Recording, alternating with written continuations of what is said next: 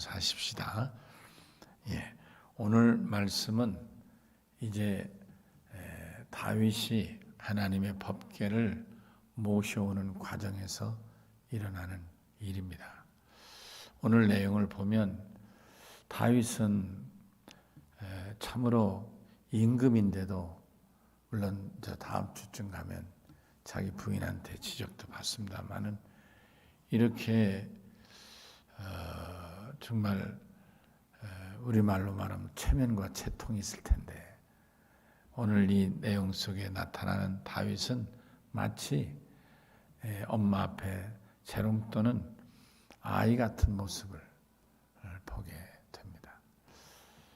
우리가 신앙생활하면서 믿음이 돈독해질수록 하나님 앞에 더 어린아이 같은 모습이 된다면 얼마나 성공적인 믿음일까, 이렇게 생각해 볼 때 다윗의 믿음은 정말 시대를 넘어서서 또 동서양을 넘어서서 여러분과 저를 포함해 모든 믿는 자들이 본을 받아야 할 아름다운 신앙의 모습이 아니겠나, 그런 간절한 마음을 갖습니다. 자, 여기 오늘 우리가 6절부터 읽었습니다마는 6장 1절부터 보면 다윗이 여기 이스라엘 가운데 3만 명 군사를 뽑아가지고, 그래서 이제 하나님의 법궤를 모셔오게 되는 내용이 기록되어 있습니다. 그렇죠? 그래서 이 3만 명을 다시 모으고 다윗이 일어나 자기와 함께는 모든 사람과 더불어 바알레 유다로 가서 하나님의 궤를 메어 오려고 했다는 말씀이 있죠. 그 궤는 천사들, 그룹들 사이에 좌정하신 만군의 여호와 이름으로 불리는 여호와의 법궤였다, 그런 말씀입니다. 하나님이 천사들, 그룹들 가운데 좌정하시는 하나님의 임재를 상징하는 법궤라, 그런 말씀이시죠. 근데 그들이 하나님의 궤를 새술에 싣고 산에 있는 아미나답의 집에서 나오는데, 아미나답에는 여기 두 아들, 그렇죠? 우사와 아효가 있는데, 이 아효는 이 수레 앞을 서고 우사는 수레 뒤를 서게 됐다, 이렇게 기록되어 있습니다. 그리고 다윗과 온 이스라엘 족속은 각양 여러 가지 악기, 수금, 비파, 소고, 양금, 재금, 그 당시에 쓰이는, 궁중에서 쓰이는 연주되는 악기는 다 동원한 거죠. 다 악기를 총동원해서. 그러니까 말이 3만 명이지 하나님의 법궤를 모셔오는 이 행차가 굉장히 거대했다, 이렇게 볼 수가 있겠죠. 그렇죠? 3만 명이 이렇게 이스라엘을 대표하는 3만 명을 뽑아가지고 하나님의 법궤를 모셔오게 되는데, 이게 소의 구르마에 실어서, 그죠? 수레에 실어서 이렇게, 이 소 앞에는 둘째 아들 아호가, 또 뒤에는 큰 아들 우사가 같이 여럿이 여행과 더불어 이 법궤를 따라 나오게 됐다. 그러면서 이제 악기를 동원해서 너무 좋고 감사해서, 사실 믿음이 없는 사람에게는 하나님의 교회를 보는 것이 하나의 건물로 생각할 수도 있을 것입니다. 더군다나 부정적인 사람은 하나님의 성전에 십자가가 불이 켜는 걸 보고는 짜증날 수도 있을 겁니다. 맹 십자가밖에 없어, 이렇게 말이죠. 그러나 믿음의 사람에게는 교회를 보는 것이 얼마나 기쁨이고, 또 십자가가 불이 켜는 걸 볼 때 얼마나 마음이 따뜻해지는가. 여러분, 우리 믿는 사람의 입장에서 십자가는 다른 의미가 있다, 그런 말씀이시죠. 그래, 우리 믿는 사람이 어딜 가도 교회가 먼저 이렇게 눈에 들게 되는 것이죠. 마치 바울이 복음을 전하러 가서 도시에 들어갔을 때 먼저 유대 회당을 찾고, 회당이 있으면 그곳에 들어가서 하나님의 말씀을 강론했던 것처럼, 우리 믿음의 사람에게는 하나님의 교회가 너무나 귀하고 또 소중하게 와닿다 그런 말씀이시죠. 그런 의미에서 하나님을 진심으로 사랑하고 갓난 아이가 엄마를 사모하듯이 사모하는 이 귀한 믿음의 사람, 이 다윗에게 하나님의 법궤를 모셔온다는 것, 이건 정말 설레고 정말 너무너무 흥분되는 그런 귀한 일이 아니겠는가 그렇게 생각됩니다. 여러분들 기억하시죠? 저는 어렸을 때에 특별히 이 추석이나 또 정월 이게 새해가 되면 굉장히 기대가 많이 됐어요. 많이 된 게 특별히 그때 어머니가 떨어진 신발도 사줄 수도 있고, 예전에는 좀 많이 어려웠잖아요. 그래서 신발도 떨어지면 금방 사주지 않았어요. 여러분 그렇지 않으세요? 운동화도 떨어지면 이게 이렇게 신여가 이렇게 양옆으로 찢어지고 떨어지면 금방 사주던가요? 안 사주잖아요. 또 옛날엔 그런 운동화나 고무신 이게 접촉이 잘 안 돼서 이렇게 떨어지는, 밑창이 떨어지는 수도 있었잖아요. 그걸 이렇게 철썩철썩 따라다니고 그러면 그런 밑창이 떨어졌으니까 신발을 갈아주는 게 아니라 저 시장에 가서, 오일장에 시장에 가서 여러분 아시잖아요. 장작불을 쪼개가지고 불을 피워가지고 거기다 이렇게 누르는 거 해가지고 고무를 풀칠해서 떼어가지고 신기도 하고, 여러분 기억나시죠? 여하튼 그런 삶을 늘 살다가 추석이 되면 버티다 안 되면 그때 오일장에 가서, 추석 전 오일장에 가서 신발도 사주기도 하고, 옷도 떨어지고 깊고 떨어지고 깊고 하다가 버티기 어려우면 참고 있다가 돈이 없으니까 참고 있다가 이제 해코스기를 팔고 돈이 조금 생기면 추석에 가서 시숙장에 가서 그런 옷도 사줬던 그런 생각이 있습니다. 그래서 저 같은 경우는 추석이나 정월이 굉장히, 정월은 특별히 세뱃돈도 받고 또 떡국도 먹으니까 더 그렇게 했습니다만, 그리고 또 정월에는 노는 재미도 많지 않습니까? 지물놀이도 있고 스케이트 타고 팽이도 치고 또 다마치기라고 해서 구슬치기, 이 흙으로 이렇게 빚어서 만들어서 치는 구슬치기도 있고, 또 무슨 해프대종이 같은 거 이렇게 뜯어가지고 딱지를 만들어가지고 딱지, 하여튼 그런 정월에는 노는 여러 가지 기구들이 많았던 것 같죠. 그래서 그때쯤 되면 잠이 잘 안 오고 설치고 그랬던 생각이 납니다. 여러분, 다윗이 지금 이렇게 잃어버린, 블레셋을 뺏긴 이 하나님의 법궤를 다시 찾아온다. 그럴 때 다윗이 얼마나 좋았겠는가. 오죽하면 군사를, 이 사람을 3만 명이나 모아가지고 하나님의 법궤를 모셔왔겠습니까? 여러분, 하나님 법궤를 모셔오는데 사람이 그렇게 필요합니까? 무거우면 얼마나 무겁겠습니까? 100명이면 넘치고 넘치지 않겠습니까? 실제 동원에 필요한 사람은 아마 10여 명이든지 20여 명이면 넉넉했을 수도 있을 겁니다. 그런데 3만 명이나 동원했다. 얼마나 좋으면, 얼마나 경사스러우면 그렇겠는가. 여러분, 우리가 주님을 향하여 생각할 때, 여러분 주일날을 사모하고 주일 저녁 예배를 사모하고 이렇게 수요 기도회를 사모할 때 정말 다윗이 하나님의 법궤에 이렇게 흥분하고 온 힘을 쏟았던 것처럼 우리들 믿음도 우리 주님을 향하여 이런 마음이 된다면 얼마나 좋을까. 그런 간절한 마음을 갖게 되는 것입니다. 그런데 사고가 생겼어요. 사고가 생긴 게 뭐냐? 6절이죠. 6절에 사고가 생깁니다. 봅니다. 그들이 나곤의 타작마당에 이르러서는, 그러니까 이 아미나답의 집에서 소수레에 이제 하나님 법궤를 싣고, 작은 아들은 앞에 서고 큰아들 우사는 뒤에 서고, 아효죠. 아효 둘째. 아효는 소 앞에서 가고, 둘째는 짐 따라 가는데, 근데 나곤의 타작마당에 이르러 들어서는 순간 소들이 갑자기 펄쩍 뛰었다. 수레를 끌어가던 소가. 그 순간 우사가 깜짝 놀라서 이 수레에 소가 펄쩍 뛰니까 실내에 있던 법궤가 떨어질 것 같은 두려움 때문에 그만 그 법궤에 손을 대고 만 거란 말이에요.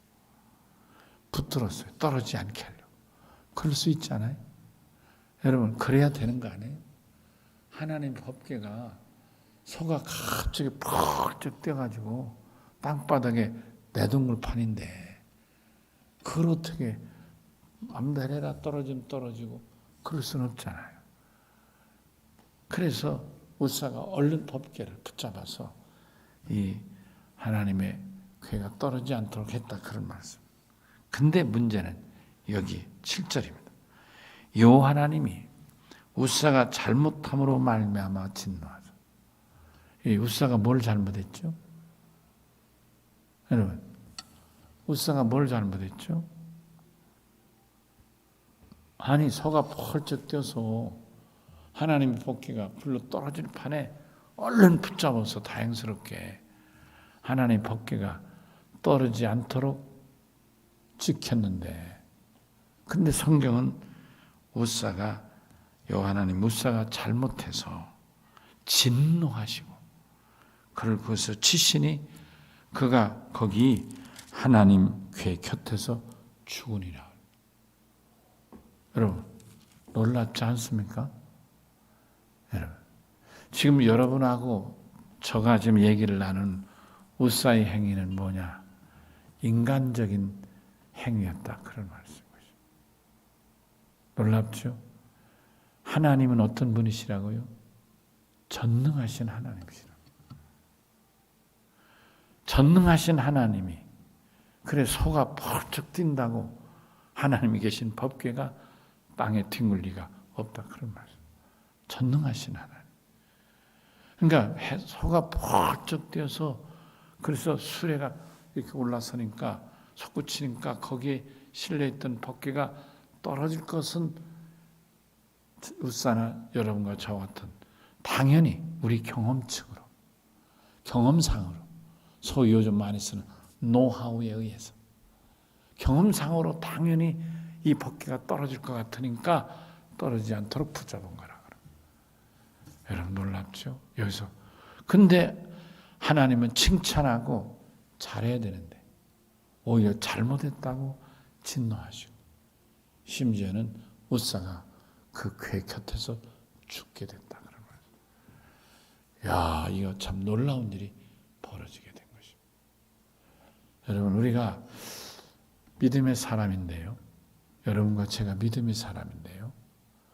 우리가 믿음의 사람이 실제 삶을 살아갈 때 우리들의 언행은 언제나 믿음으로 사는지, 아니면 믿음의 사람인데 어느 순간에는 나도 모르게 믿음으로 그 일을 대하고 받아들이지 않고 그 인간적인 경험과 삶의 지식으로 대하고 있지는 않은가.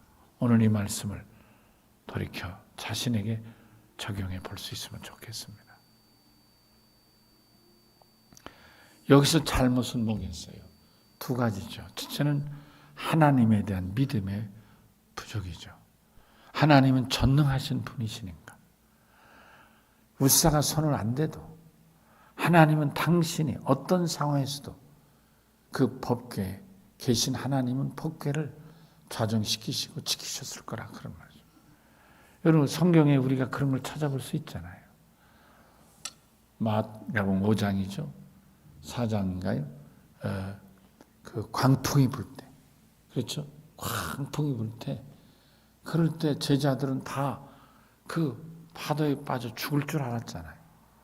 그래서 그 말미 선미에서 주무시는 예수님을 깨웠잖아요. 주여 주여 우리를 죽게 두시려나이까. 지금 광풍이 일어나 우리가 죽을 지경에 이르는데 그렇게 주무시지만 있을 수 있습니까? 제발 우리를 살려주십시오. 흔들어 깨웠어요. 근데 주님께서 뭐라고 하셨습니까? 우선은 바람과 바다를 향하여 잠잠하라 명하셨어요. 그리고 하신 말씀이 뭐예요? 참 잘 깨웠다. 아이고 조금만 늦게 깨웠으면 큰일 날 뻔했다. 너희와 내가 다 같이 죽을 뻔했는데 내가 피곤해서 잠든 사이에 깜빡 잠들어가지고 그런 줄 세상 모르고 잤는데 정말 깨우기를 잘했다. 너희도 살고 나도 살게 돼서 다행이다. 이렇게 칭찬하셨어요. 성경은 뭐라고 되어 있어요? 꾸짖으셨어요. 믿음이 적은 자라 꾸짖으셨어요. 너희 왜 믿음이 없느냐 꾸짖으셨어요. 여러분 기억나시죠? 성경 찾아볼까요? 대답을 안 하셔서 우리 본문 성경을 함께 찾아보시겠습니다. 신약 마가복음 찾아보겠습니다.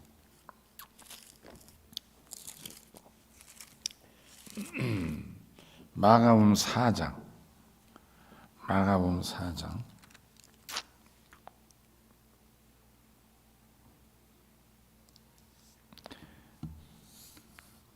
40절입니다.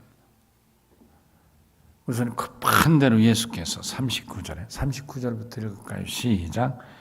예수께서 깨어 바람을 꾸짖으시며 바다더러 이르시되 잠잠하라 고요하시니 바람이 그치고 아주 잔잔하여지더라. 우선 이 바람과 파도가 너무 심해서 배가 파선의 위기에 있으니까 주님이 우선 명하셔서 바람과 파도를 잠잠하게 하신 다음에 그런 다음에 40절 또 읽습니다. 이에 제자들이 이르시되 어째 이렇게 무서워하느냐 너희가 어찌 믿음이 없느냐 이렇게 꾸짖으신 거예요. 이렇게 믿음이 없을 수가 있느냐 너희가 어찌 이렇게 믿음이 없을 수가 있느냐. 여러분 이게 칭찬에 꾸짖는 거예요. 꾸짖으시는 거죠. 칭찬 같으면 야 깨우기를 참 잘했다.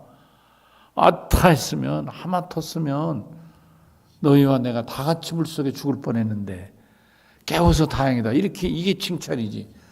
어찌 파도를 이렇게 두려워하고 도대체 어찌 그렇게 믿음이 없느냐. 여러분 꾸중이잖아요. 아멘이시죠?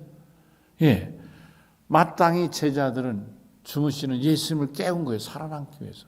당연히 할 일을 한 거예요. 근데 주님은 오히려 믿음이 없다고 꾸중하신다. 그런 말씀. 자, 그러면 다시 본문으로 돌아가서 우사는 법궤가 떨어질 것 같으니까 당연히 붙잡아서 법궤가 소달구지에서 떨어지지 않도록 붙잡았는데 하나님은 그것을 참 잘했다. 내가 그때 붙잡지 않았으면 내가 봉변당할 뻔했다. 내가 전능한 하나님이지만은 그 달구지에서 법궤가 떨어졌으면 얼마나 봉변이 됐겠느냐. 네가 붙잡아줬으니 너무 고맙다. 이렇게 해야 되지 않느냐 말이에요. 근데 오늘 성경에는 뭐라고요? 우사가 잘못했다. 여호와 하나님 우사가 잘못함으로 말미암아 진노하셨다. 잘못은 수레에서 떨어질 뻔한 법궤를 떨어지지 않도록 붙잡은 것밖에 없는데 성경은 잘못함으로 진노하셨다. 무슨 잘못이냐 이거예요. 어찌 믿음이 없느냐 이거예요. 법궤는 하나님이 계신 전능하신 하나님이 계신 이 법궤인데 어찌하여 전능하신 하나님. 여러분 전능이 뭐예요? 무엇이 해낼 수 있는 분이시잖아요. 그러니 여러분 무엇인지 다 하실 수 있는 분인데 소가 거꾸로 90도를 서서 뛰는 날뛰는 한이 있어도 수레가 90도로 뒤집히는 한이 있어도 하나님 법궤는 절대로 달구지에서 떨어지지 않는다 이거예요. 우사 네가 붙잡아서 떨어지지 않는 게 아니라 안 붙잡아도 얼마인지 안 떨어진다 그런 말씀이에요. 이럴 믿음이 너에게 왜 없느냐 그런 말이에요. 그래서 꾸짖고 있다 그런 말씀이에요. 여러분 우리가 하나님을 믿는 믿음은 바로 이것이 아니겠는가. 그러니까 우리가 참 믿음이 있는가 없는가는 어느 때 찾아볼 수 있겠는가? 평범할 때, 위기 때, 아무 일 없을 때, 어려운 일이 있을 때. 여러분, 어느 때 우리가 하나님에게 볼 참 믿음이 드러날 수 있겠습니까? 평범할 때는 여러분, 믿음이 없는 사람도 믿음 있는 사람도 다 교회 예배에 참석하는 것이죠. 그러나 이렇게 코로나19 위기라든지 사업의 위기라든지 어떤 문제가 있을 때 그럼에도 불구하고 주의 전에 나와서 예배하고 하나님께 부르짖고 하나님 앞에 감사하고 찬양하고 하나님을 의지한다면 이게 바로 믿음이다. 그런 말이죠. 아멘이시죠? 물론 평소에 믿음이 위기 때도 믿음으로 드러나야 되겠지만은 그러나 놀랍게도 우리가 보면 위기가 되면 자연스럽게 구별이 드러난다. 그런 말씀. 마치 뭐와 같아요? 가을에 표 곡식을 거둬들입니다. 우리 눈에는 알곡인지 이게 쭉정인지 잘 구별하기 어렵단 말이죠. 그런데 키에서 까불어 보면 알곡과 쭉정이는 구별되더라. 그런 말이죠. 두드리면 혹은 이 키를 하면 다시 말하면 인생의 환난과 풍파가 오면 구별이 되더라. 그런 말이죠. 알곡은 오히려 키를 까불으면 까불수록 주인에게 가까이 요음폭 무진 이곳으로 알곡은 모여들고 키질하면 할수록 쭉정이는 주인에게서 떨어져 나가는 키 밖으로 뛰쳐나가는 여러분 다 우리 시골에서 농사 질 때 다 경험하시지 않으셨느냐 말이에요. 여러분 우리 어머니들이 다 그렇게 했지 않았느냐 그런 말씀. 아멘이시죠? 우리 어머니 체구도 적으신 분이 막 건물 같은 하늘 체구 그러니까 다 팔로 이렇게 다 그렇게 했죠. 우리 어머니만 했겠어요. 발로 이렇게 탁탁 하면서 이렇게 탁 치면 퍽퍽 나고 퍽 나고 그러면서 나중에 실을 때리 이만큼 실었던 거품이고 쭉쟁이고 다 날아가고 실지 나중에 이렇게 그릇에 담는 것은 뭐 한 대박 정도 될까 반 대박 정도 될까 정도밖에 안 남더라. 그런 말씀입니다. 믿음은 위기에서 구별되는데 이 위기 때 웃사는 하나님에 대한 믿음으로 하나님을 의지하지 않고 자기의 경험으로 하나님의 법궤가 떨어질까 봐 두려워 손을 잡은 것이 하나님 앞에 잘못함이었더라. 위기에서 우리의 경험으로 여러분 어려움 당할 때 내가 살아온 경험으로 대하고 방법을 찾는다면 그것은 하나님이 기뻐하지 않는 내 방법일 수밖에 없다는 걸 우리가 하나님 앞에 두려운 마음으로 이 밤 깨달아야 될 줄로 믿습니다. 어려울수록 위기에 처할수록 우리는 하나님만을 의지하고 하나님께만 간구하는 믿음으로 나아야 될 줄로 믿는 것입니다. 아멘이시죠? 두 번째 잘못을 찾는다면 하나가 더 있죠.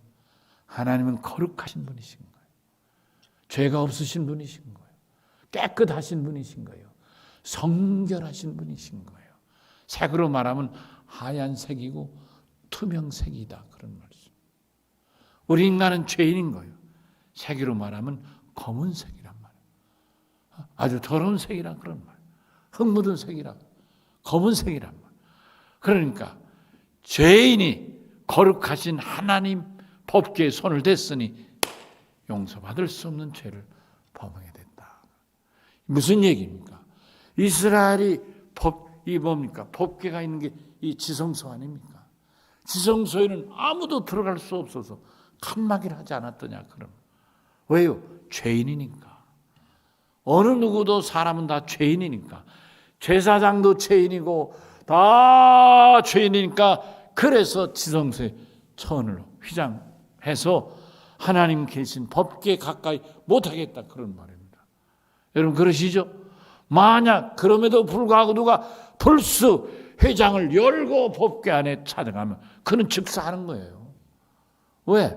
죄인이 거룩한 하나님 앞에 범했기 때문이라 그래서 대제사장도 1년에 한 번밖에 못 들어. 하나님이 허락한 날 한 번밖에 못 들어갔다. 그런 말이에요. 그냥 제사장도 못 들어가는. 왜? 하나님은 거룩하신 분이에요. 죄인이 하나님이 용납하기 전엔 올 수 없다. 그런 말이에요. 근데 우사는 지금 하나님이 붙잡아도 된다. 허락받은 게 아니잖아요. 위기니까 우선 붙잡았잖아요. 거룩한 하나님. 그 하나님 앞에 죄인이 됐으니 이것이 잘못함이고 죽음에 이르는 잘못이라는 걸 깨닫게 되는 것입니다. 여러분 우리가 구약에서 보지만 하나님을 본 자는 죽는다고까지 하지 않습니까? 보는 정도가 아니라 만졌으니 우사가 살아남을 수는 없지 않았겠는가 하는 것입니다. 근데 보십시오. 이 상황에서 여러분 8절을 봅니다. 제가 아까 말한 다윗의 모습을 여기서 보는 겁니다. 자, 읽습니다. 여호와께서 우사를 치심으로 다윗이 분하여 그것을 베레스 우사라 부르니 그 이름이 오늘까지 이르니라. 베레스 우사란 하나님이 치셨다는 뜻입니다. 하나님이 치셨다. 근데 여기 다윗이 어떻다고요? 분했다는 거예요. 여러분 이게 진짜 쓸 수 있는 말이에요? 하나님 앞에 쓸 수 있는 말이에요, 이 말이? 감히? 안 그렇습니까? 그래서 저는 오늘 이 말을 보면서 인간 사회에서 이게 어떻게 적용할 수 있을까 생각할 때 이게 손자, 아무것도 모르는 손자와 할아버지 사이에는 이 손자가 아무것도 모르니까 할아버지 무릎에도 앉고 어느 땐 수염도 뽑으려고 붙잡아 빼기도 하고 이러지 않습니까? 여러분 그렇죠? 오히려 아버지가 엄마가 그러면 안 돼. 할아버지한테 그러면 안 돼. 막 오히려 아버지 엄마가 혼을 내지. 할아버지 야야 됐다 야. 그럼 넘어가지 않더냐 그런 말씀. 한없이 예쁜 손자니까 손자가 그럴지라도 우리가 인간적으로 따지면 이게 참 예범절을 벗어나는 짓이죠. 정말 버릇없는 짓이죠. 그렇지만은 할아버지 앞에 이 손자는 그 버릇을 따질 대상이 아닌 거예요. 예쁘기만 한 거예요. 귀엽기만 한 거예요. 또 이 손자도 예의가 뭔지를 모르는 거예요. 할아버지한테 그러면 안 되는지를 모르는 거예요. 아멘이시죠? 오늘 저는 이 말씀을 읽으면서 다윗이 하나님에 대한 이 솔직한 감정, 하나님의 천진난만한 마치 할아버지 앞에 나타난 이 어린 손자 같은 천진난만한 모습이 여기 분하여 라는 표현이 아니겠는가. 설령 그렇다 할지라도 분하다 할지라도 어떻게 여기 분하다는 단어를 쓸 수 있었겠느냐 그런 말씀. 역시 다윗은 하나님 앞에 참으로 그 믿음의 천진난만함, 그 어떤 의미에서 믿음의 깊이라 할까요? 하나님 앞에 기도하면 하나님 응답하시잖아요. 여러분 그렇죠? 여러분 우리가 읽지 않았습니다마는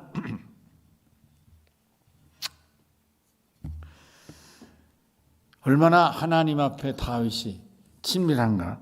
여러분 성경을 찾아보세요. 사무엘하 5장입니다. 사무엘하 5장 22절에 이런 관계이기 때문에 다윗이 분하여 이런 단어도 쓸 수 있지 않았겠나. 자, 22절, 23절을 읽습니다. 블레 사람들이 다시 올라와서 르빈 골짜기에 가득한지라 다윗이 여호와께 여쭈니 이르시되 올라가지 말고 그들 뒤로 돌아서 뽕나무 숲을 맞은편에서 그들을 기습하되 뽕나무 꼭대기에서 걸음 걷는 소리가 들리거든 곧 공격하라. 그때 여호와가 너보다 앞서 나가서 블레셋 군대를 치리라 하신지라. 이에 다윗이 여호와의 명령대로 행하여 블레셋 사람을 쳐서 게바에서 게셀까지 이르니라. 여러분 놀랍지 않습니까? 이 블레셋 상대로 올라갈까요? 올라가라. 이래만 해도 대단한 응답 아니겠어요? 걱정하지 마. 내가 너와 함께하마. 올라가. 옛날 그러니까 지금부터 인류 역사에 2500, 600년 전이에요. 2500, 600년 전에 온 인류는 공통적인 시대가 있었어요. 그 시대가 뭐냐면 역사 이전의 시대와 역사 이후의 시대로 갈라지는 그런 찰나예요.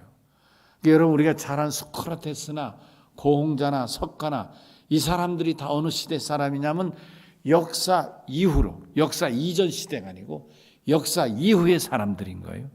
그러니까 이 사람들이 태어나기 이전에 역사 이전의 시대인데요. 그때는 놀랍게도 여러분, 그때도 사람들이 살았고 전쟁을 했어요. 그때 전쟁은 누구에 의해서 결정되느냐면 무당에 의해서 결정이 됐어요. 놀랍죠? 우리나라 개국 조상이 누구예요? 단군이시잖아요. 단군. 단군이란 이름이 무당이란 말인 거예요.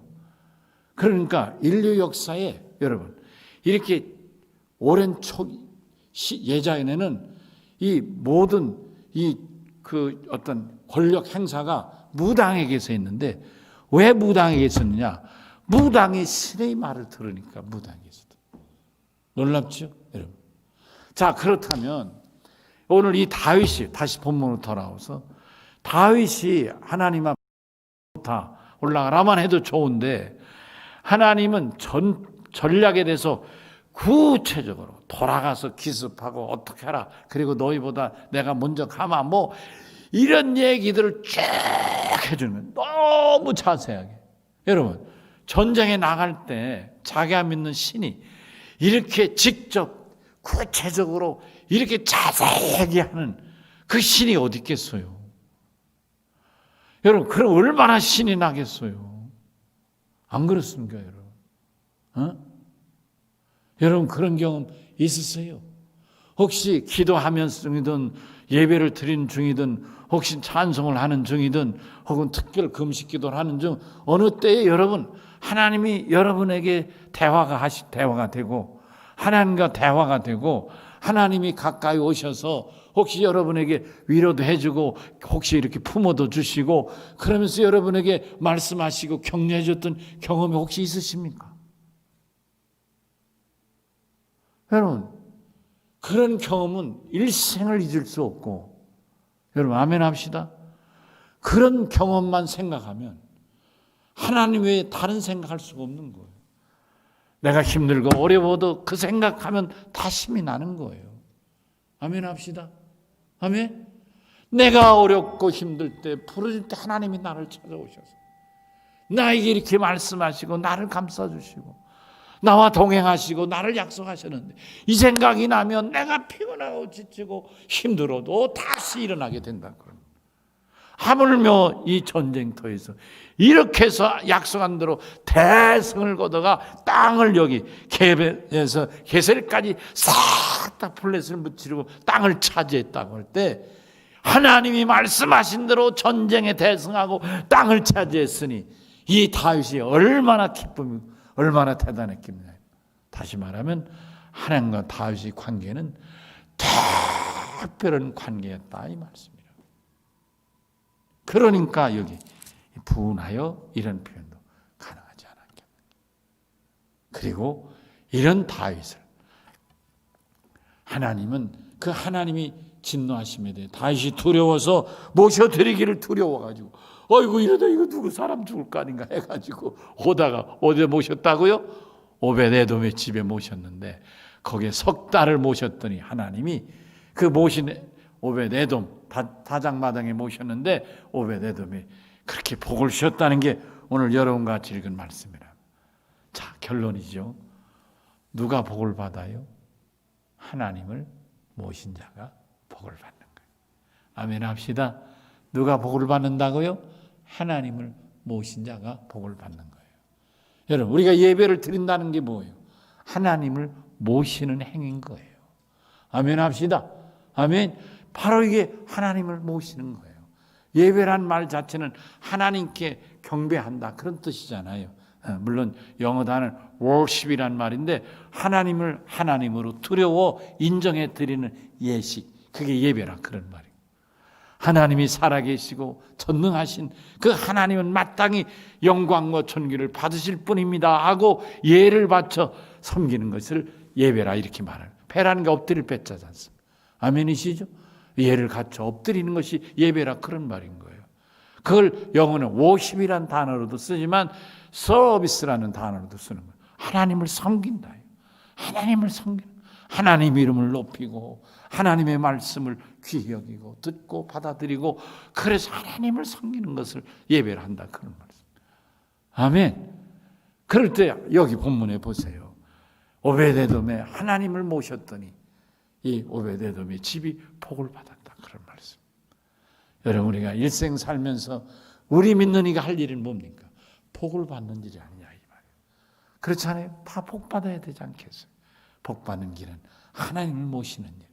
하나님을 모시는 가장 중요한 방법 중에 하나가 예배다 하는 것입니다. 오늘 사랑하는 성도 여러분, 에돔에 3개월 동안 계속해서 모셔드린 것처럼 우리의 믿음도 언제나 변치 않고 하나님을 모셔드리는, 우리가 일주일에 주일낮 주일 저녁 수예배 드리지만 매일씩이라도 예배하고 모셔드리는 이 믿음으로 주를 섬긴다면 우리에게도 오베데돔처럼 복을 주신 하나님 복을 주실 줄로 믿습니다. 아멘 하십시다. 기도하겠습니다. 하나님 감사합니다. 하나님께서 이처럼 사랑하시고 은혜 주셔서 놀라운 말씀, 은혜의 말씀 주셔서 감사합니다. 간과 온악인 저희들도 다윗같이 하나님 앞에 천진난만할 만큼 하나님과 깊은 대화도 나누고 전략도 듣고 하나님이 시키는 대로 하는, 하나님이 너무너무 좋은 그런 하나님 믿는 믿음들이 되게 하시고, 하나님 앞에 복을 받으려니 예배하기를 힘쓰고 예배하기를 즐거워하고 예배하기를 기다리며 예배하기를 손꼽아 기다려 예배할 수 있는 복된 믿음들, 예배의 성공자들이 다 되게 하여 주시옵소서. 감사하고 예수님 이름으로 간절히 기도하옵나이다. 아멘. 찬송가